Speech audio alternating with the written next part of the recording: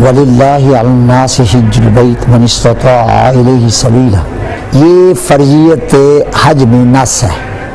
حج کی فرضیت میں یہ قرآن کی جو آیت ہے یہ نص کا درجہ رکھتی ہے، اور عربی زبان میں نص اس سے کہتے ہیں جس سے کوئی مسئلہ 2 اور 2 4 کی طرح ثابت ہو جائے۔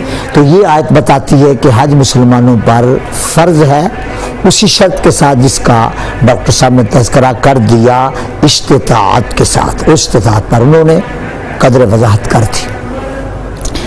حج کا لغوی مطلب ہوتا ہے کسی کام کے کرنے کا پختہ ارادہ کر لینا، اور اصطلاح شرع میں حج کا مطلب ہے مخصوص مہینے میں، مخصوص ایام میں، مخصوص اوقات میں، مخصوص مقامات پر جا کر کچھ مخصوص اعمال کا سر انجام دینا ہی الحج، یہ شریعت مطالعہ میں حج۔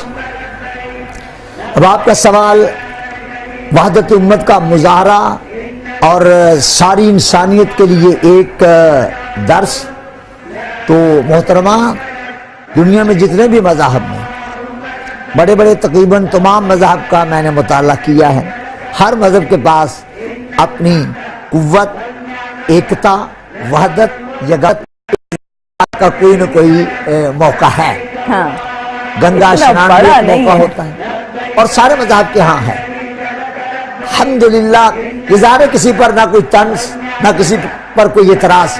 مجھے بات ایسی کہنی ہے کہ جس کو ساری انسانیت مانے، اسلام نے جو انسانوں کی یگانگت، وحدت اور اس کا مظاہرہ کرنے کے لیے ایک موقع عطا کیا، یقیناً پوری انسانیت کے پاس اس طرح کا سبق آموز، پیارا، محبت والا اور اتفاق والا کوئی ان کے پاس ایسا نقطہ نظر اور فلسفہ نہیں۔ آپ اندازہ کریں جتنے بھی مذہب کے ہاں وہ ہیں مقامات سالانہ والے، انہوں نے تاریخ کا مطالعہ کی ہے۔ تاریخ بتاتی ہے کہ کچھ نہ کچھ کہیں نہ کہیں کسی جریدے نے، اخبار نے، جب اخبار نہیں تھی، سینہ گزر نے بتا دیا کہ یہ گڑبڑ ہو گئی۔ حج ہوتے ہوئے 14 سال سے اوپر زمانہ ہونے کو آیا، اور حسن دنیا بھر کا پیک ہو کے چلتا ہے بیت اللہ کے گرد۔ آج تک ایک خبر نہیں کہیں سے آئی کہ کسی نے کسی کو میلی نظر سے دیکھا ہو۔ یہ ہے صداقت اسلام، یہ ہے صداقت دین، یہ ہے صداقت پیغام محمد مصطفیٰ صلی اللہ تعالی علیہ وآلہ وسلم۔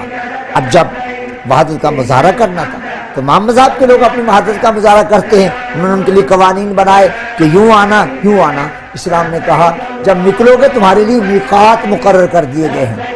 یمن والوں تمہارا یہ میقات ہے، ہمارا پاکستان والوں کا یلملم، حجفہ، یہ میقات مقرر کیے۔ اب میقات تک تم آؤ، اپنے لباس میں آ جاؤ، کوئی بات نہیں۔ کوئی پینٹ پہنتا ہے، شرٹ پہنتا ہے، آئے پینٹ شرٹ پہن کر، کوئی شلوار پہنتا ہے، کرتا پہنتا ہے، آئے، کوئی دھوتی باندھتا ہے، وہ آئے۔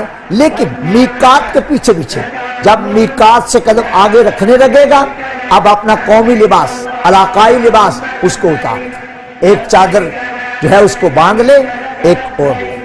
اور جو آ رہا تھا وہ شاہ تھا، بادشاہ تھا، سر پہ عالی شان تاج تھا، جواہرات مرصع تھے۔ فرمایا صاحب تاج اتار دیجیے۔ جو آنے والا تھا وہ زمانے کا محدث تھا، عالم تھا، ڈاکٹر تھا، فقیہ تھا۔ کہا صاحب اب آپ بھی اپنی ذرا ٹوپی اور امامہ علیحدہ کر دیجئے، سر سب ننگے کر دو، جہاں تک نظر انسانیت جائے کسی سر پر کوئی ٹوپی نہ ہو، کوئی رومال نہ ہو، کوئی امامہ نہ ہو۔ شاہ سے گدا تک کے سر ننگے کروا کے بتایا کہ دیکھو ایک نظر جب انسانیت کو کوئی دیکھے تو کہیں کوئی تاجور نظر نہ آئے، سر سب کے ننگے ہوں، سر پر وہی بال نظر آئیں جو اللہ نے تمہیں عطا کر کے حسن سے نوازا ہے۔ یہ ہو گیا، لباس ایک ہو گیا۔ اب جب میقات کے اندر قدم رکھا تو بولیاں سب کی علیحدہ علیحدہ ہیں۔ کوئی انگریزی بولے گا، کوئی عربی بولے گا، کوئی فارسی بولے گا، کوئی پنجابی بولے گا، کوئی سرائکی بولے گا، کوئی گجراتی بولے گا، کوئی ہندی بولے گا۔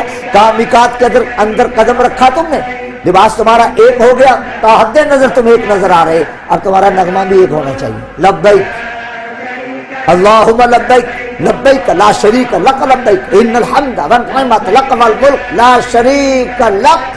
نغمہ بھی ایک، لباس بھی ایک، چلنے کا انداز بھی ایک، اور تمہاری وحدت کا مظاہرہ انسانیت دیکھے انہیں پتہ چلے کہ اگر انسانوں کو کسی نے ایک رنگ میں رنگا ہے تو اس کا نام دین اسلام ہے، اور وہ پیغام جو لایا ہے اس پیغام لانے کا نام محمد مصطفیٰ ہے صلی اللہ علیہ وسلم۔ کیا بات ہے۔